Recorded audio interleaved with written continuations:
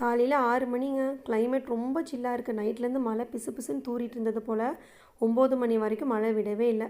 இந்த மழையிலேயே எங்கள் வீட்டுக்கார் கடைக்கு போய் இன்றைக்கி லஞ்சுக்கும் மார்னிங் பிரேக்ஃபாஸ்ட்டுக்கு தேவையானதெல்லாம் வாங்கிட்டு வரேன்னு போயிட்டாரு.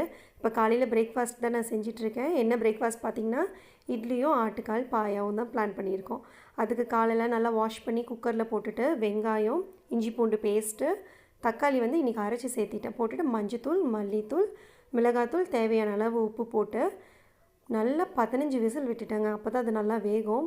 ஏன்னா நாங்கள் யூஸ்வலாக முன்னாடி நாளே வாங்கி வச்சுட்டு க்ளீன் பண்ணி ஃப்ரிட்ஜில் வச்சுருவோம். அடுத்த நாள் தான் செய்வோம். ஆனால் இன்றைக்கி காலையிலேயே வாங்கிட்டு செஞ்சாச்சு. அதனால தான் தேங்காய் விசில் அடங்கினோன்னே தேங்காய், ஜீரகம், குருமிளகு இதெல்லாம் போட்டு அரைச்சி லைட்டாக ஒரு கொதி, ரொம்பலாம் கொதி வர வேணாம். 2 கொதி வந்தோடனே கருவேப்பிலை, கொத்தமல்லி தூவி இறக்கிட்டேன். இன்றைக்கி காலையில் எங்கள் வீட்டில் பிரேக்ஃபாஸ்ட் பார்த்திங்கன்னா இட்லியும் ஆட்டுக்கால் பாயாவும் தான். இனி லஞ்சுக்கு ரெடி பண்ணணும். இந்த வீடியோ பிடிச்சிருந்ததுன்னா லைக் பண்ணுங்கள், ஷேர் பண்ணுங்கள், மறக்காமல் என் சேனலை சப்ஸ்கிரைப் பண்ணுங்கள்.